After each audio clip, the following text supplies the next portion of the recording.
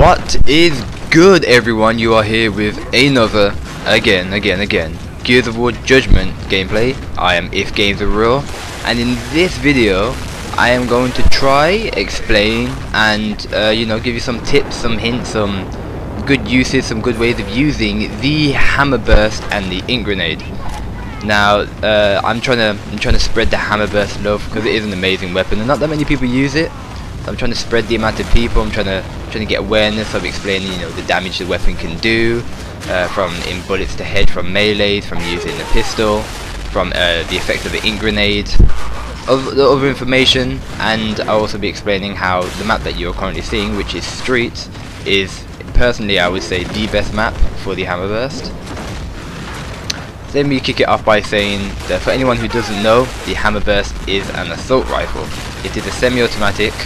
So every time you hit the trigger, it shoots a single shot, and it is very, very well. If anyone has played previous Gears games but hasn't played this one yet, you might be able to notice that the rate of fire has been decreased, the recoil has been increased, but the damage has been increased. So as you can see it's very powerful. Now, where you can currently see I just was behind that crate block cover slab thing, that is a very good position for covering this flag, the C domination point that I was just at. It's an extremely good point because it gives you coverage, and if they try to step outside of the crate and still capture it from one of the other side, you still have the line of sight to be able to hit them, which is always good. The better line of sight you have, the better in general, and that's what the Hammerburst really strives off. It's having your distance, and because of its power, if you have the distance and you have the cover, then you are always at the advantage. The one thing you should always try to remember with a Hammerburst is that you need to keep your distance. Now, as you can see, I have a Nasher on this. That's because it's always essential, I would say, that if you ever are with a Hammerburst, you should always pick up another weapon that can be used for close range. It'll be a sawn-off, a retro, or a Nasher, because it's a Hammerburst, and when you get rushed, because there's no stopping power anymore, they can just run straight up into your face, and things can get pretty ugly pretty quick. So let me speak about some of the damage that the Hammerburst can do, just so you can get a better understanding of how powerful it is and its use and stuff like that. Now, the Hammerburst, it has 160 bullets from spawn, which is run cold run. I got stuck on the wall. It has 160 bullets from spawn, which is 8 magazines it gets to spawn with, which is a lot of bullets. So you know, you have plenty, especially when it only takes 7 bullets to the body to kill. If I put 7 bullets in your boob, then you are dead. The damage for headshots is a bit more, although you can't get the explosive headshot, where like you get a signified headshot and you get a head explosion animation. Instead, you just get a kill with which just requires more damage. So you get it for 5 bullets. If you put 5 bullets into the head, you will get the kill. You will get a Hammerburst kill. It won't class as a headshot, but you shot them in the head, so the damage is increased. So if I put a single bullet in your head and then 5 bullets into your body, which is halfway between headshot and body shot, you will then get a kill as well. These are just, you know, little statistics. If the gun has 20 bullets per magazine, and if it takes 7 to kill, that you have plenty of bullets. The Hammerburst rate of fire may have been reduced, but it still can shoot extremely quick, which is really, really useful. And if you was to melee someone, after you melee them, if you put 4 bullets into them after a melee, then you will also get another Hammerburst kill. So you can really see how powerful this weapon is, and it's underused. Now, I would personally say that this is the best assault rifle to use. Now obviously it requires you to have, you know, quite a good trigger finger, but from what I've ever experienced, if I've ever been facing a Lancer or a Hammerburst, I've been able to outshoot them. One time I was able to outshoot a retro, but that was only because his shooting was a bit floppy. So every time I have fought a classic Hammerburst, which is the 6-burst Hammerburst from the original Gears of War 1 game, and the Lancer, because of the damage and the rate of fire I can shoot at, I have been able to win all of them assault rifle battles. Now, this map itself, as I already said, that one cover to your left is a very good area, and I will show you the other areas in this game. There are other few. See where that person that just killed me with the Bushka? That is a very good position to also sit in. As I already said, the Hammerburst works with, if you have the cover, then you have the advantage. If you have cover and they have none, then you are always going to be at the advantage, because the Hammerburst drives on its power, and if you can catch them in the open, it works the same with any assault rifle. If you can catch them in the open, then that's always the benefit.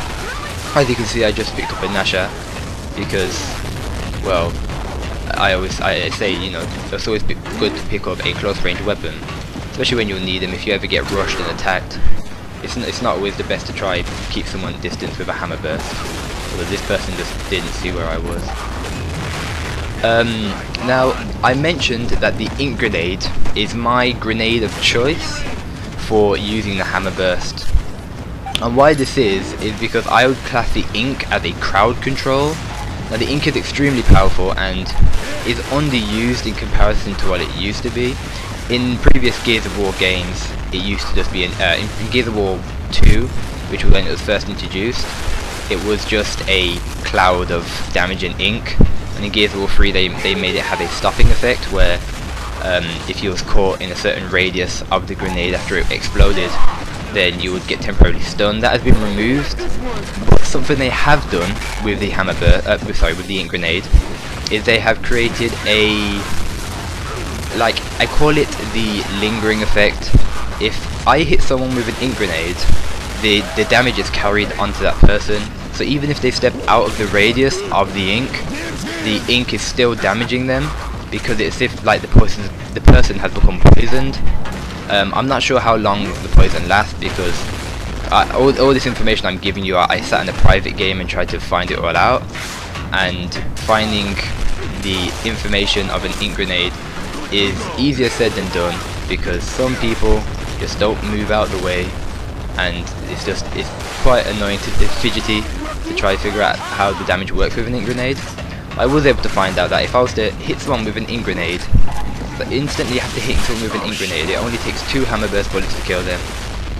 But the kill that you will receive will be classed as an ink kill because of the damage pace of the ink grenade.